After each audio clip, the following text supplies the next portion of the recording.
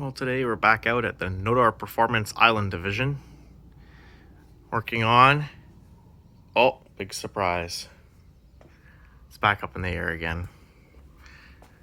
I just never have luck with stuff. So anyway, we were at now 13,434 kilometers. Started to have a really bad clunk behind me when I was accelerating and decelerating, basically on and off the throttle. Every time you went on or off the throttle, you'd hear a big clunk back there. So naturally I basically take it off the road immediately, because anything clunking back there is usually a relatively big job, because you got to remove basically the rear subframe and the transaxle and drive shaft and exhaust and, you know, blah, blah, blah, blah, blah, relieving clutches and brake lines and nightmare. So, driving the old Audi again, as we can see. So what actually is the problem? Why is it clunking really bad back here? Well, I think you'll get a laugh of this. All right, so we'll go under the car. Oh, back under here. I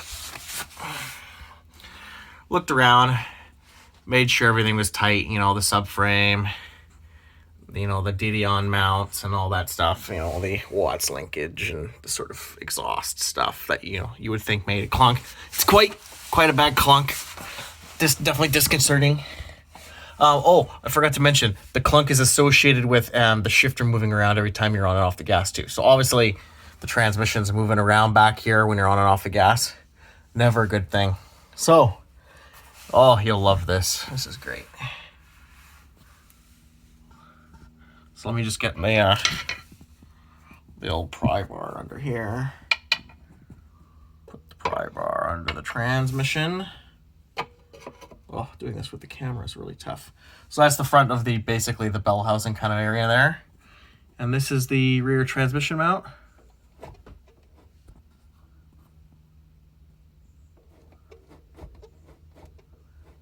So yeah, busted transmission mount. What the fuck? Fuck. Aftermarket parts are just those are new, by the way. Those aren't like old ones or anything like that. Those are actually new.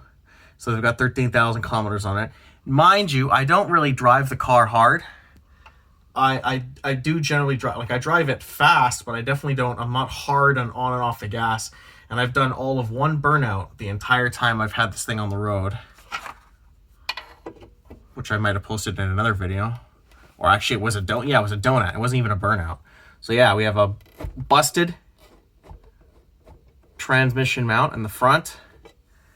So, you know, I'm gonna basically end up dropping. I don't think I need to remove the subframe. There's a good chance I can just do this job by tilting the front of the whole subframe kind of down. But that means I still have to like dick around with the exhaust again. Disconnect the drive shaft again. Disconnect the shift linkage again. So, and then I have to find a transmission mount as well. You know, not like any of these parts companies will stand behind their parts anyways.